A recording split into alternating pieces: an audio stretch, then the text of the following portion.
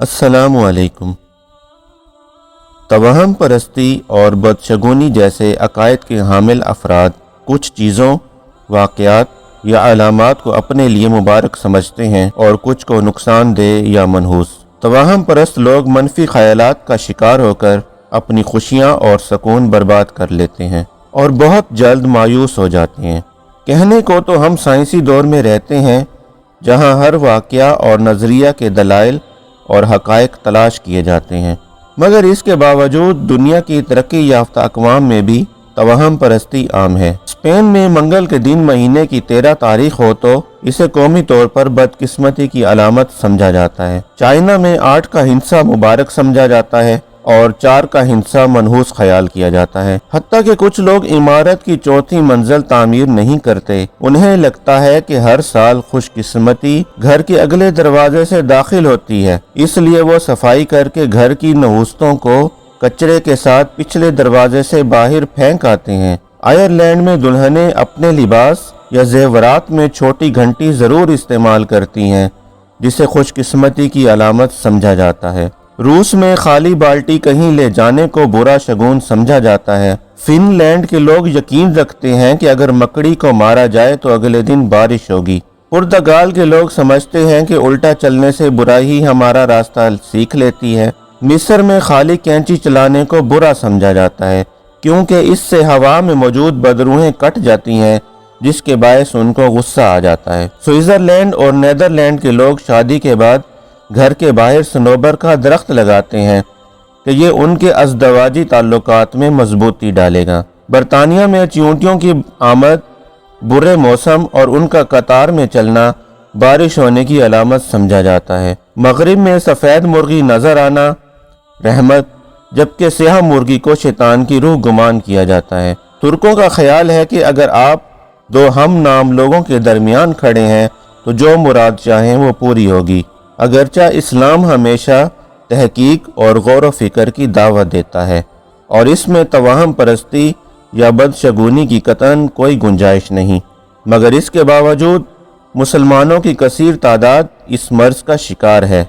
मुसलमानों में तवहम परस्ती की वजह एक तो कम इल्मी और दीनी अहकाम से नावाकफियत है और दूसरी बड़ी वजह बरे सगीर में हिंदुओं के साथ रहना है, जिनमें तवहम परस्ती हद दर्जा आम है। जैसा कि छोटे बच्चों को नजर बद से बचाने के लिए पेशानी पर काजल का टीका या निशान लगाना, शाम के वक्त सफाई से गुरेज करना कि इससे दौलत कम होगी, मर्द की दाईं और औरत की बाईं आंख फड़कने को अच्छी खबर की आमद से मशरूत करना, टांगे हिलाने से दौलत का जाना, प्याज या छुरी सरहाने रखने से बुरे ख्वाबों से निजात मिलना, इसके अलावा काली बिल्ली का रास्ता काटना, शीशा टूटना, दूध का उबल कर बर्तन से बाहर गिर जाना वगैरह को बुरे वाक़े की अलामत समझना हिंदू मुआशरे के आम अकायद हैं। हमारे बुजुर्गों ने बहुत सी गैर मंतकी बातें हमारे जहनों में उंडेल दी हैं, जिस तरह उनके बड़े टोक कर उन्हें जहन नशीन करवाते रहे, जो तवहम परस्ती के सिवा कुछ भी नहीं। तवहम परस्ती पर मबनी बेशुमार बातें आपने ज़रूर सुनी होंगी।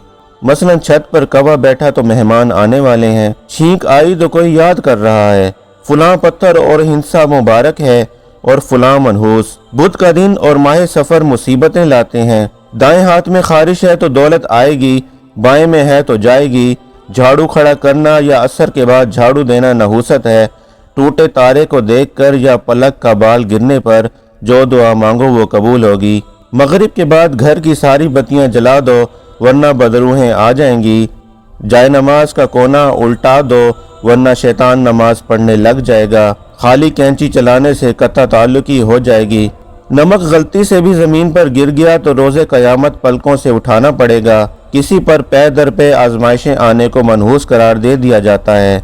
इसी तरह कांच का टूटना, बिल्ली या कुत्ते का रोना नहूसत और बेबरकती का बायस समझा जाता है। और तो और कुछ लोग तो उंगली पर तिल को काम चोरी और हथेली में तिल को और अमीरी से जोड़ते हैं और घर में मनी प्लांट जितना बढ़े वहाँ इतनी दौलत आएगी। कुछ लोग कुरान से फाल निकालते हैं जिसकी शरीयत में कोई बुनियाद नहीं।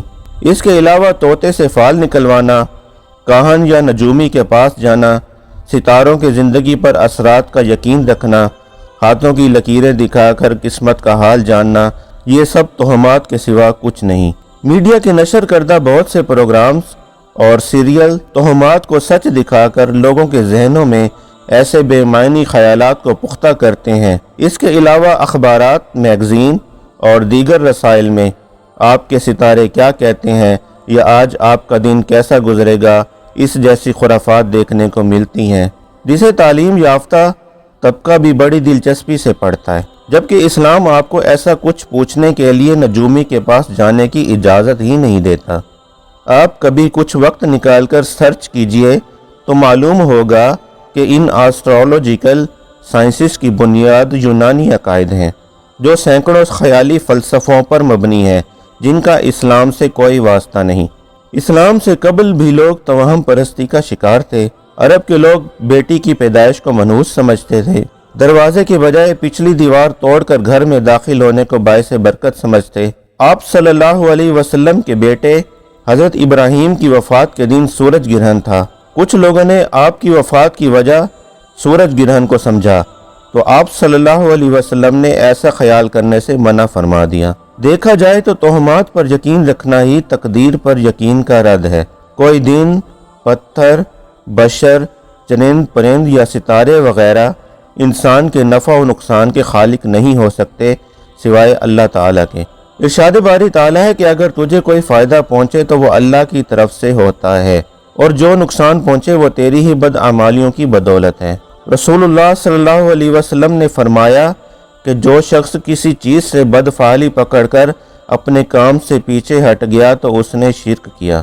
حضرت ابو ہریرہ رضی اللہ تعالیٰ عنہ سے روایت ہے کہ رسول اللہ صلی اللہ علیہ وسلم نے فرمایا، کوئی بیماری متعدی نہیں اور نہ بدشگونی کی کچھ اصل ہے، اور نہ الو میں نحوست ہے، اور نہ ماہ سفر کی نحوست کی کوئی بنیاد ہے۔ حضرت عبداللہ بن مسعود رضی اللہ تعالیٰ عنہ سے روایت ہے کہ رسول اللہ صلی اللہ علیہ وسلم نے فرمایا، بدشگونی شرک ہے، بدشگونی شرک ہے۔ آپ صلی اللہ علیہ وسلم نے 3 مرتبہ فرمایا، اور ہم میں سے ہر ایک کو کوئی نہ کوئی وہم ہو جاتا ہے، لیکن اللہ تعالیٰ توکل کی برکت سے اسے دور کر دیتا ہے۔ جہاں تک دم کی بات ہے تو مسنون دعاؤں سے دم کرنا جائز ہے، لیکن شرط یہ ہے کہ شرکیہ کلام نہ ہو۔